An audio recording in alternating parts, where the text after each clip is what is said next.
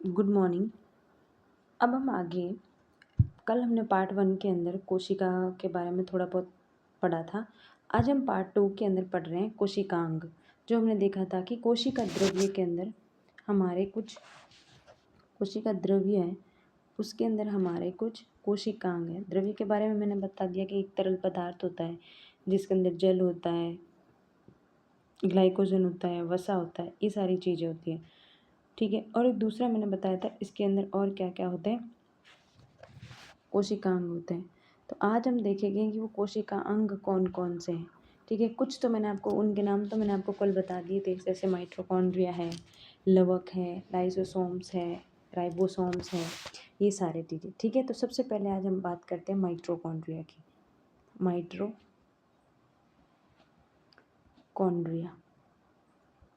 ठीक है। माइटोकॉन्ड्रिया क्या होता है? माइटोकॉन्ड्रिया केवल यूकैरियोट सेल है। ये केवल और केवल जो यूकैरियोटिक सेल होती है ना, उसके अंदर होता है। मैंने आपको बताया था यूकैरियोट सेल का क्या मतलब होता है। यूकैरियोट सेल का मतलब होता है वह कोशिका जिनके अंदर क्या होता है, सुस्पष्ट केंद्रक होता है। जिनके अंदर सुस्पष्ट केंद्रक होता है उनको बोलते हैं यूकैरियोट सेल। ठीक है। तो जो आपका माइटोकॉन्ड्रिया है ना, वो यूकैरियोट सेल है। इसका मतलब इसके अंदर आपके केंद्रक सुस्पष्ट है। ठीक है। फिर ये क्या करता है, कोशिका के लिए ऊर्जा बनाता है। माइटोकॉन्ड्रिया क्या करता है, कोशिका के लिए ऊर्जा बनाता है। ऊर्जा क्या होता है, एनर्जी। ठीक है। काम करने के लिए ऊर्जा की आवश्यकता होती है कोशिका को, तो ये वो बनाने का काम, इसलिए इसको क्या बोलते हैं, कोशिका का शक्ति ग्रह। शक्ति ग्रह इंग्लिश में कहते हैं पावर हाउस। क्वेश्चन पूछते हैं पावर हाउस किसको कहते हैं, तो आप बोलेंगे कि माइटोकॉन्ड्रिया को कहते हैं। ठीक है। अब देखते हैं कि माइटोकॉन्ड्रिया क्या होता है। अलग अलग जीवों में माइटोकॉन्ड्रिया की संख्या भी अलग होती है। कोई जीव अलग अलग है, तो अलग अलग जीवों में माइटोकॉन्ड्रिया की संख्या भी अलग अलग होती है। कैसे होती है अलग अलग, वो डिपेंड करती है उनके कार्य पे। यानी जो जीव है वो कार्य कैसा कर रहा है, उस कार्य के ऊपर डिपेंड करता है कि जीव के अंदर माइटोकॉन्ड्रिया की जो है कितनी संख्या होगी। किसी में एक से एक होती है, किसी में एक से ज़्यादा होती है। ठीक है। और फिर हम बात करते हैं कि माइटोकॉन्ड्रिया की खोज किसने की। तो माइटोकॉन्ड्रिया के बारे में किसने खोजा था, तो कॉलिकर ने। कॉलिकर ने सिर्फ और सिर्फ माइटोकॉन्ड्रिया को देखा था। ठीक है। नाम नहीं दिया, इसको माइटोकॉन्ड्रिया कहते हैं, ये नाम दिया था बेंदा ने। नाम बेंदा ने दिया है माइटोकॉन्ड्रिया का, लेकिन माइटोकॉन्ड्रिया को खोजा यानी देखा सबसे पहले किसने, कॉलिकर ने। तो ये दो अलग अलग क्वेश्चन है, आप थोड़ा ध्यान रखेंगे। फिर हम बात करते हैं कि ये आपका होता है माइटोकॉन्ड्रिया। ये आपका माइटोकॉन्ड्रिया है। ठीक है। ये माइटोकॉन्ड्रिया की ऐसी ऐसी संरचना होती है। ठीक है। तो ये माइटोकॉन्ड्रिया की बाह्य झिल्ली होती है। ये बाह्य झिल्ली क्या होती है, चिकनी होती है एकदम से। और ये आंतरिक झिल्ली होती है। आंतरिक झिल्ली के अंदर क्या होता है, जैसे फिंगर लाइक गुहा होती है। ये देखो ऐसे, मतलब अंगुलीनुमा संरचना होती है इसके अंदर। अंगुलीनुमा संरचना होती है। इस संरचना को क्रिस्टी कहते हैं। सवाल बहुत बार पूछा है, क्रिस्टी किस में पाई जाती है, तो माइटोकॉन्ड्रिया के अंदर पाई जाती है। अंगुलीनुमा संरचना होती है माइटोकॉन्ड्रिया के अंदर, उसके अंदर क्रिस्टी पाई जाती है। और इस क्रिस्टी के ऊपर क्या होता है, बहुत सारे कण लगे हुए होते हैं, ऐसे ऐसे ऐसे ऐसे। ठीक है। असंख्य कण होते हैं। इन कणों को क्या कहते हैं, ऑक्सीसोम कहते हैं। ऑक्सीसोम कणों को। ठीक है। वापस बताती हूँ, ये तो होती है क्रिस्टी, और क्रिस्टी के ऊपर ऐसे कण लगे हुए होते हैं, इन कणों को बोलते हैं ऑक्सीसोम। एक तो लिखा सही नहीं जाता, ऑक्सीसोम कहते हैं। ठीक है। और क्रिस्ट, ये जो क्रिस्टी ना, इसके बीच में क्या होता है, अधात्री यानी मैट्रिक। अधात्री भरा हुआ होता है, यानी मैट्रिक भरा होता है। सामान भराता है, खाली नहीं है भाई, मैट्रिक भरा होता है। इस मैट्रिक में देखो क्या क्या होता है, 60 से 70% तो इसमें आपके प्रोटीन होता है। ठीक है ना। 25% इसमें फॉस्फोलिपिड होता है। 0.5% के आसपास इसके अंदर राइबोसोम्स और आरएनए होते हैं। राइबोसोम्स और आरएनए होता है, सॉरी आरएनए होता है। ठीक है। और इसके अंदर क्या क्या होता है, इसके अंदर राइबोसोम्स होते हैं, ये भी मैंने आपको बताया था जस्ट सेकेंड पहले। और प्लस डीएनए होता है। याद रखना, क्वेश्चन पूछा जाना है किस कोशिकांग में खुद का डीएनए होता है, तो वो आएगा माइटोकॉन्ड्रिया के अंदर खुद का डीएनए होता है, इसका पर्सनली डीएनए होता है, ठीक है। और माइटोकॉन्ड्रिया में क्या होता है, वो जो श्वसन करते हैं ना, अपन श्वसन वाले एंजाइम्स होते हैं जो हमारे श्वसन में हेल्प करते हैं, वो वाले एंजाइम्स माइटोकॉन्ड्रिया के होते हैं। वो एंजाइम्स क्या करते हैं, खाद्य पदार्थ होते हैं ना, उनका ऑक्सीडेशन करते हैं, ऑक्सीकरण करते हैं, ऑक्सीकरण करते हैं, ऑक्सीडेशन करते हैं खाद्य पदार्थों का ऑक्सीडेशन, माइटोकॉन्ड्रिया, ठीक है। ओके, ये हो गया आपका माइटोकॉन्ड्रिया खत्म। नेक्स्ट हम बात करते हैं लवक, प्लास्टिक। प्लास्टिक याद रखना, प्लास्टिक केवल और केवल पादप में पाया जाता है, जंतुओं में इसका कोई काम नहीं, क्योंकि जंतु खुद का खाना खुद थोड़ी बनाते हैं, हमेशा खाना दूसरों से मांगते रहते हैं, ठीक है। लवक क्या होता है, वर्णक होता है, ये कलर देने का काम करता है, वर्णक यानी पिगमेंट होता है, और इसका काम क्या आता है, कलर देने का काम है। किसी भी चीज़ को अगर कलर देना है तो वो काम कौन करेगा, लवक करेगा, ठीक है। अब हम देखते हैं कि अलग अलग लवक के हिसाब से अलग अलग नाम है। तो सबसे पहले हरित लवक, हरे कलर का, ठीक है, जिसको अपन क्लोरोप्लास्ट भी कह सकते हैं इंग्लिश में, क्लोरोप्लास्ट। दूसरा होता है वर्णी लवक, और तीसरा होता है अवर्णी लवक। ये तीनों इसके अलग अलग लवक है। तो सबसे पहले हम बात कर देते हैं क्लोरोप्लास्ट की। क्लोरोप्लास्ट कहाँ होता है, कोशिका का वह भाग जहाँ हरा रंग है, वहाँ आपका क्या होगा, हरित लवक। हरा यानी हरित, लवक यानी क्लोरोप्लास्ट होगा, क्लोरोप्लास्ट होगा, ठीक है। क्लोरोप्लास्ट क्या होता है, ये आपको मैं बताती हूँ, उसकी एक स्ट्रक्चर बना के बताती हूँ मैं। तो ये देखो, ये ऐसा होता है क्लोरोप्लास्ट, ठीक है। ये इसके अंदर थैलेकॉइड्स वगैरह होते हैं। कि भैया आप डायग्राम पे मत जाना, ठीक है, बहुत टाइम हो गया, और फिर ये जो हाथ से यूज़ होने वाली चीज़ें, तो इससे थोड़ा डायग्राम बनाने में प्रॉब्लम होती है, ठीक है। तो ये क्या होता है, ग्रीनम, ये होता है अवकाशिका। इसका अगर अपन बाब काट देना तो वो अवकाशिका, ठीक है। ये है थैलेकॉइड्स, दोनों को मिलाओ, थैलेकॉइड। ये इंटरग्रीनम, इंटरग्रीनम,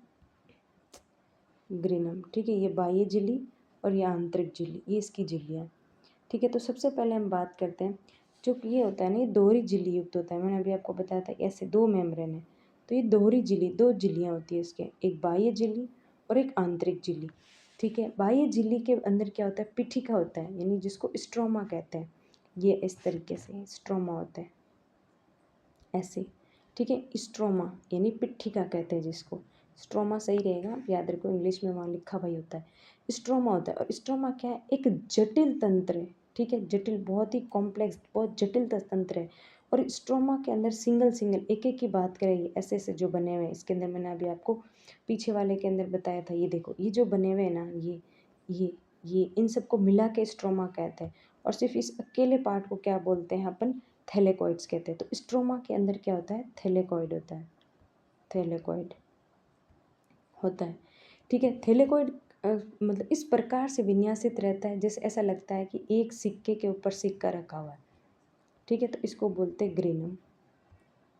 दो थैलेकॉइड है, इनको थैलेकॉइड इस तरीके से सिक्के के ऊपर सिक्के सिक्के चपटे चपटे सिक्के के ऊपर सिक्का रखते हैं, तो कैसा बन जाता है, तो उस व्यवस्था को क्या बोलते हैं, ग्रेनम बोलते हैं, ठीक है। फिर जब दो ग्रेना आपस में जुड़ते हैं ना, ये और ये, जब ये दोनों आपस में ऐसे जुड़ेंगे, तो आपको बता देती हूँ, ये मैंने जो ऐसे जोड़े ये वाला, तो इसको बोलते हैं इंटरग्रेनम, ठीक है। क्या बोलते हैं, इंटरग्रेनम। इंटरग्रेनम वो संरचना है जिसकी वजह से दो ग्रेना आपस में जुड़े हुए रहते हैं, ठीक है। अब हम बात करते हैं कि जो आपके थैलेकॉइड के अंदर स्ट्रोमा होता है ना, हमने देखा था थैलेकॉइड है, थैलेकॉइड का जो स्ट्रोमा पार्ट है, वहाँ पे प्रकाश संश्लेषण होता है। क्यों होता है, क्योंकि वहाँ पे प्रकाश संश्लेषण होता है। और वहाँ प्रकाश संश्लेषण क्यों होता है, क्योंकि वहाँ पे क्या है, प्रकाश संश्लेषण के लिए पाए जाने वाले एंजाइम से प्रकाश संश्लेषण होता है। और वहाँ प्रकाश संश्लेषण क्यों होता है? क्योंकि वहाँ क्या करते हैं, एंजाइम्स पाए जाते हैं जो प्रकाश संश्लेषण में सहायता करते हैं। इसीलिए प्रकाश संश्लेषण है वो क्लोरोप्लास्ट के थैलेकोइड पार्ट के अंदर, स्ट्रोमा के अंदर होता है। ठीक है। और एक चीज़ क्या क्या होता है इस स्ट्रोमा के अंदर, यानी इस थैलेकोइड्स के अंदर या क्लोरोप्लास्ट के अंदर, और क्या क्या होता है इसके अंदर? डीएनए और राइबोसोम्स होता है। ये देखो एक मोस्ट इम्पॉर्टेंट फिर से यहाँ आ गया, राइबोसोम्स होता है। मैंने पहले भी आपसे कहा था ऐसी कौन कौन सी कोशिकांग है जिसका खुद का राइबोसोम्स। पहले हमने क्या पढ़ा था? माइटोकॉन्ड्रिया पढ़ा था। अब हमने क्या पढ़ लिया? लवक पढ़ लिया। यानी दो हमारे पास ऐसे कोष अभी तक, हो सकता है आगे और भी हो, अभी पूरे नहीं हुए। तो अभी तक तो हमारे पास दो ऐसे मिले जिनके पास खुद का डीएनए और राइबोसोम्स है। कौन? माइटोकॉन्ड्रिया और लवक। ठीक है। अब हम अगला कोशिकांग देखते हैं जो होता है लाइसोसोम। लाइसोसोम, ठीक है। ये इसकी अगर खोज की बात करें तो इसको सबसे पहले कितने खोजा? तो इसको ड्यूवे ने खोजा था। इसके बारे में सबसे पहले किसने बताया था? तो ड्यूवे ने बनाया। अब एक बात देखना, ये एकल झिल्ली है। देखो आपके एग्ज़ाम में क्वेश्चन ऐसे भी पूछ सकते हैं, कुछ ऑप्शंस दे दें ए बी सी, और क्वेश्चन में ये पूछ ले कि निम्न में से कौन से दोहरी झिल्ली युक्त है, या पूछ ले निम्न में से कौन सा एकल झिल्ली युक्त है, या ऐसा पूछ ले इनमें से कौन सा ऐसा जो झिल्ली जिसके अंदर झिल्ली है भी नहीं। तो पहला हमने जो माइटोकॉन्ड्रिया देखा था, हमने बोला वो दोहरी झिल्ली है। फिर हमने क्या देखा था? लवक देखा था, वो भी हमने कहा दोहरी झिल्ली वाला है। अब जो लाइसोसोम है वो क्या है? एकल झिल्ली युक्त है। लाइसोसोम क्या है? लाइसोसोम आपका एकल झिल्ली युक्त है। ये सिंगल मेम्ब्रेन है, इसके अंदर एकल झिल्ली होती है। याद रखना, ये आपको याद रखना बहुत ज़रूरी है, ऐसे ऐसे ही क्वेश्चन पूछे जाते हैं। ठीक है। और ये थैलेनुमा, ऐसा लगता है कि कोई थैली है, थैलेनुमा संरचना होती है लाइसोसोम। एकल झिल्ली की होती है, थैलेजुम संरचना होती है।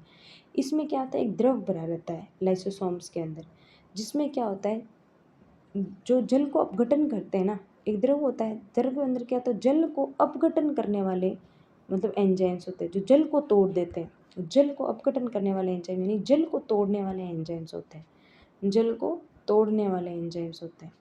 ये क्या करते हैं? सरल अणु में तोड़ देते हैं। ठीक है, अणुओं में जल को तोड़ देते हैं। पूछ सकते हैं जल का डिकम्पोजिशन या जल का अपघटन कहाँ से होता है? तो लाइसोसोम्स के अंदर होता है। जल का अपघटन लाइसोसोम्स में होता है। क्वेश्चन पूछा जा सकता है। ठीक है। फिर हम बात करते हैं आगे, जैसे कि अब जल अपघटन के लिए कौन कौन से होते हैं? जैसे शर्करा है, वसा है, प्रोटीन है, न्यूक्लिक एसिड है। ये क्या करते हैं? जल का अपघटन कर फिर उनको सरल अणु में तोड़ देते हैं। कौन? लाइसोसोम्स के अंदर। एक चीज़ होती है lysosomes, most most most important लगा सकते हैं आप, कि लाइसोसोम्स के अंदर क्या होता है कि जो क्षतिग्रस्त यानी जो कोशिका टूट चुकी है, ग्रस्त या मृत कोशिकांग, जो कोशिकांग मर गए, टूट गए, कंगाल हो गए, वो कोशिकांग क्या करते हैं? इस कोशिका लाइसोसोम्स के अंदर अपघटित हो जाते हैं। उन कोशिकांग को कोशिका लाइसोसोम्स के अंदर अपघटित कर देती है, यानी खा जाती है। इसीलिए मतलब तोड़ देती है, और अपघटित कर दिए उनको तोड़ देती है। इसीलिए जब लाइसोसोम्स की झिल्ली फटती है, वो जब अपघटित होता है तो लाइसोसोम्स की झिल्ली फटती है। फटेगी तो क्या होगा? इसके अंदर से जो भी एंजाइम्स होते हैं, जो कि पाचन करने वाले एंजाइम्स, वो एंजाइम्स क्या करेंगे? कोशिकांश मतलब पाचन कर देंगे, यानी खा जाएंगे उनको। इसीलिए इस लाइसोसोम्स को कोशिका की लाइसोसोम्स को आगे बताती हूँ। लाइसोसोम्स को, ये बहुत ही इंपॉर्टेंट स्टेटमेंट लिख रही हूँ मैं, आत्मघाती थैली कहते हैं। आपको शायद पता हो सकता है, आत्मघाती थैली कहते हैं। इंग्लिश में बोलते हैं सुसाइडल बैग। यानी यहाँ आके कोशिका सुसाइड करती है, सुसाइड नहीं करती है बेचारी, जो डैमेज वगैरह हो जाती है, जिसकी वजह से क्या होता है? लाइसोसोम की जब थैली फटती है तो उसके अंदर से कुछ, जो मैंने बताया था एंजाइम्स होते हैं जल को अपघटन करने वाले, वो एंजाइम्स क्या करते हैं? जो क्षतिग्रस्त हो जाए, खराब हो गए कोशिकाएं हैं, उनको ये खा जाती है। इसीलिए इसको बोलते हैं सुसाइडल बैग है, आत्मघाती थैली है। ये हो गया हम लाइसोसोम्स के बारे में कंप्लीट। अब हम आगे बात करते हैं अंतर्द्रवी जालिका के बारे में। इंग्लिश में इसका नाम है एंडोप्लाज्मिक रेटिकुलम। एंडोप्लाज्मिक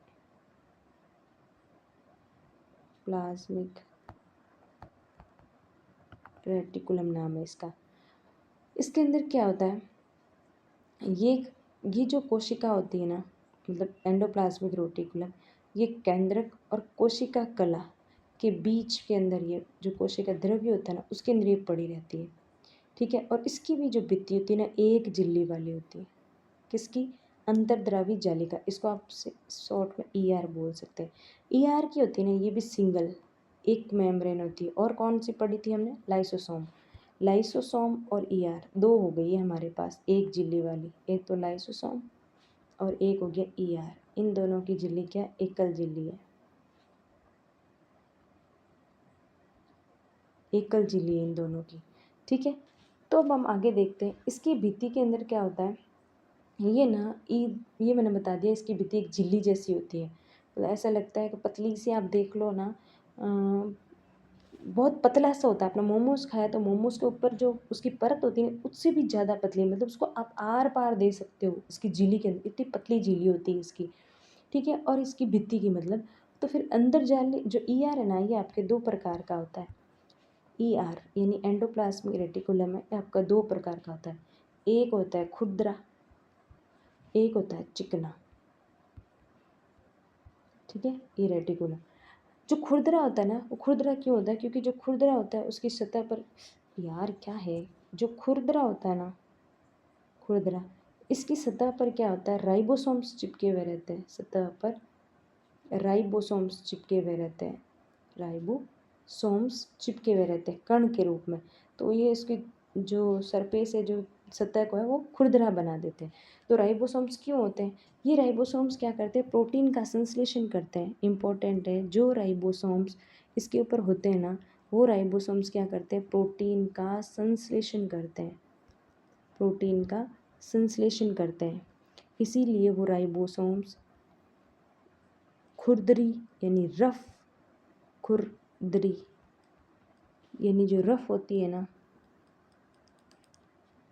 ईआर के ऊपर होता है, रफ एंडोप्लाज्मिक रेटिकुलम के ऊपर ये होती है। ये प्रोटीन संश्लेषण का काम करती है। ना वही हम बात करते हैं चिकनी ईआर का।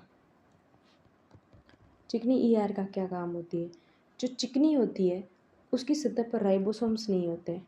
जो चिकनी ईआर होती है ना, चिकनी ईआर, उसके ऊपर राइबोसोम्स नहीं होते, राइबोसोम्स नहीं होंगे। ठीक है, इसलिए वो चिकनी है। वहाँ पे क्या होता है? वसा, फैट, जो खुद चिकना होता है, प्लस लिपिड होता है। फैट और लिपिड, वसा और लिपिड होता है, इसलिए वो चिकनी चिकनी सी होती है। ठीक है, ये दोनों क्या कर, जो इन दोनों का संश्लेषण होता है, वसा और लिपिड का संश्लेषण का होता है, चिकनी पे होता है। वसा और लिपिड है इसीलिए ये चिकनी होती है, क्योंकि ये इन दोनों का संश्लेषण करते हैं। तो क्वेश्चन पूछा जा सकता है कि इसका क्या मतलब है? प्रोटीन का संश्लेषण कहाँ होता है? प्रोटीन का संश्लेषण कहाँ होता है? तो आपको बताना है कि प्रोटीन का संश्लेषण है वो खुरदरी एंडोप्लाज्मिक, खुरदरी ईआर पे होता है।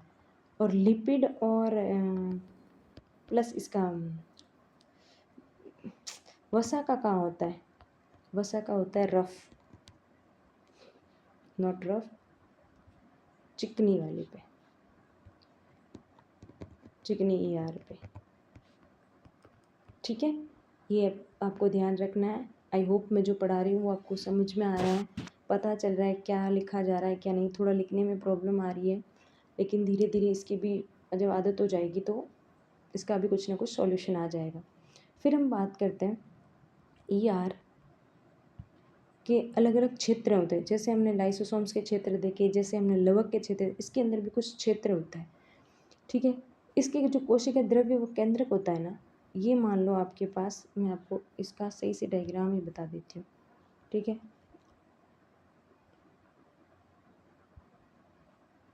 ये इस तरीके से होती है।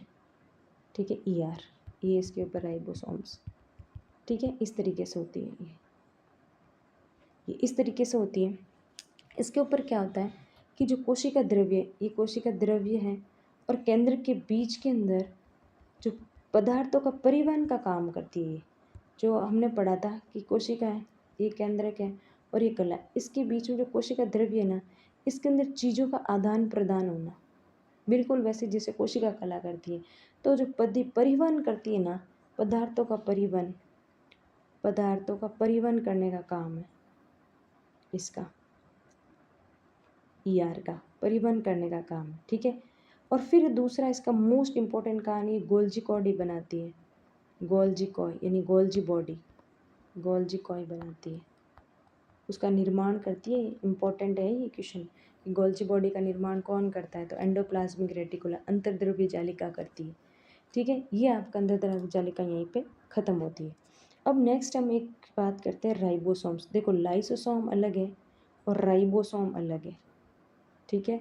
ये वो राइबोसोम्स भी है जो कि इसके ऊपर हमने देखे थे अंतर्द्रव्य जालिका के ऊपर, ठीक है।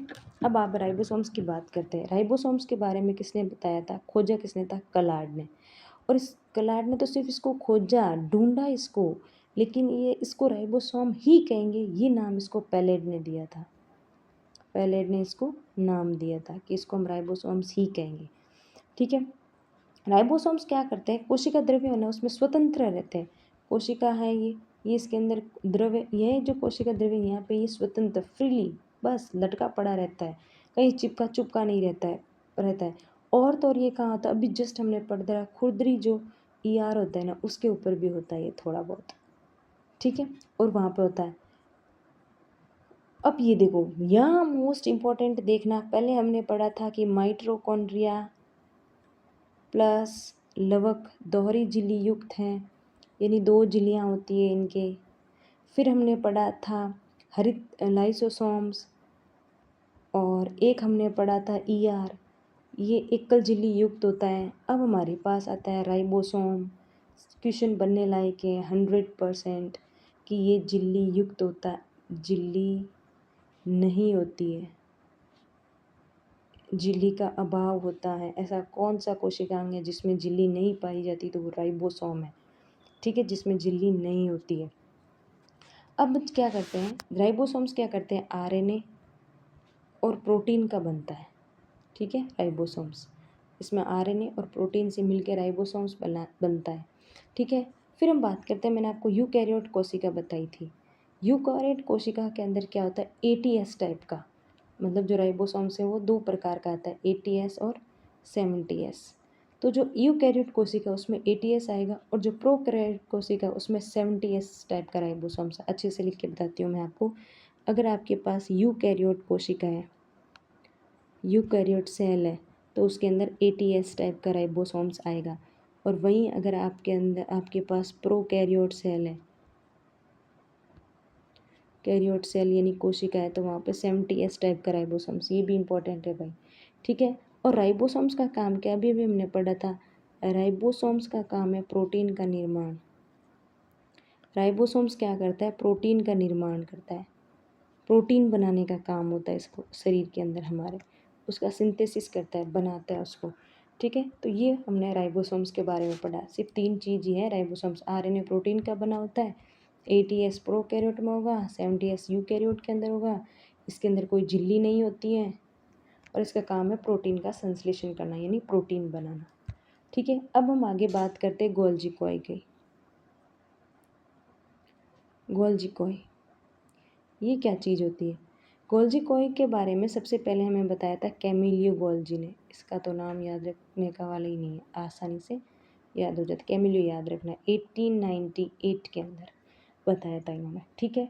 और ये क्या होता है, कोशिका का जो केंद्रक होता है ना उसके जस्ट पास में चपटी सी होती है, चपटी चपटी नलिका होती है, जस्ट केंद्र के पास में चपटी नलिका होती है, केंद्र के जस्ट पास में होती है, ठीक है। गोल्जी कॉय में क्या क्या होता है, देखिए एक तो आश्चर्य होते हैं, फिर रिक्तियाँ खाली जगह होती है, कुछ ना कुछ काम आएगा रिक्तियों का, तभी इसके पास है। कुंडिकाएँ होती हैं, सब क्या होती हैं अभी आपको मैं बता दूँगी, कुंडिकाएँ होती हैं, ठीक है। ये अलग अलग प्रकार की गोल्जी कॉय होती है। देखो मैं बताती हूँ गोल्जी कॉय, गोल्जी कॉय ना ऐसी होती है,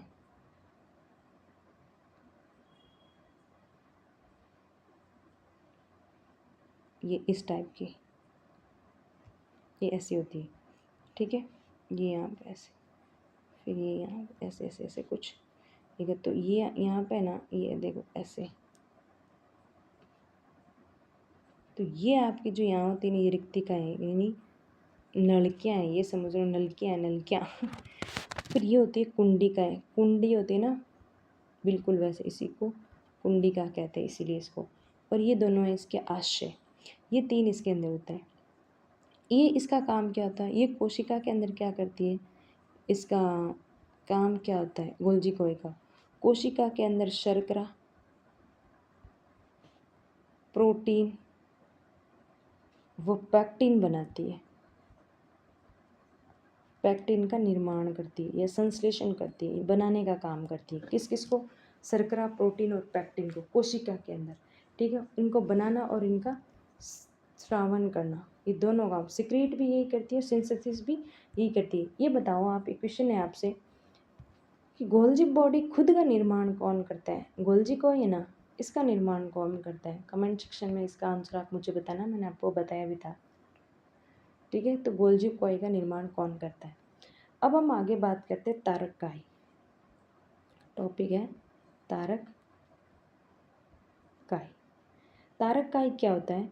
मुख्य रूप से ये जंतु कोशिका में होता है, पादप में नहीं होता है। ये मुख्य, जैसे लवक केवल पादप में होता है, वैसे तारक काई केवल और केवल जंतुओं के अंदर होता है, ठीक है। इसके अंदर क्या होता है तारक काई के अंदर, इसको तारक काई क्यों कहते हैं? पहले तो हम ये बात करते हैं, क्योंकि इसका जो संरचना दिखने में तारे के समान दिखती है, इसकी आकृति होती है, और ये जस्ट केंद्र के पास में होती है, केंद्र के पास में, और ऐसा लगेगा कि कोई तारे समान आकृति है, इसलिए इसको तारक काई कहते हैं, ठीक है। हर एक तारक काई, कोई एक तारक काई है, मान लो ये कोई एक तारक काई है, एक तारक के पास, एक तारक काई के पास क्या होते हैं, दो तारक केंद्रक होते हैं, दो तारक केंद्रक। एक तारक काय के पास दो तारक केंद्रक, मतलब एक है तारक काय है, एक सेंट्रोसोम इंग्लिश में कहते हैं, उसके पास दो सेंट्रियोल होते हैं, दो केंद्रक होते हैं, ये समझ लो। और दोनों केंद्र एक दूसरे के लंबवत होते हैं, परपेंडिकुलर हो, अगर एक ऐसा है तो दूसरा ऐसा, यानी लंबवत होंगे, ठीक है। और इसके बारे में सबसे पहले किसने बताया था? बेंडेन ने बताया था, बेंडेन, कि तारक नाम, तारकाय नाम की भी कोई चीज़ होती है, बेंडेन ने बताया था। इसका काम क्या होता है? जब क्या जंतु कोशिका क्या करती है, ये आपकी जंतु कोशिका है मान लो, ठीक है। जब जंतु कोशिका विभाजन करती है, टूटती है, हम विभाजन इसमें पढ़ेंगे, अभी तक ध्यान रखो, विभाजन करती है, तो ये क्या करती है, तुर्क, तुर्क का मतलब होता है एक धागे जैसी संरचना बना देती है, तुर्क तंतुओं का निर्माण इम्पॉर्टेंट है, तुर्क तंतुओं का निर्माण करती है, यानी ये क्या करती है, धागे जैसी संरचना बना देती है। और वो क्या करता है फिर, एक तो धागे जैसी संरचना बना देती है, कब बना, जब कोशिका विभाजन होता है।